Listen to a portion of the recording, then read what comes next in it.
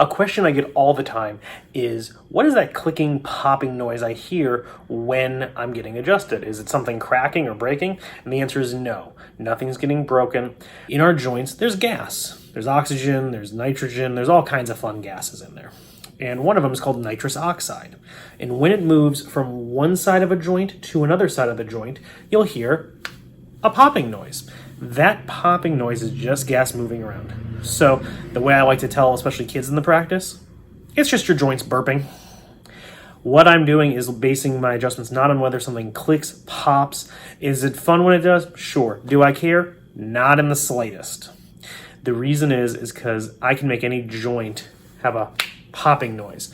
What I'm more interested in is that joint moving properly, and are we taking pressure off of the nerves? Are we clearing the blockages in the nerve system so that way your brain and your body can function as they were meant to?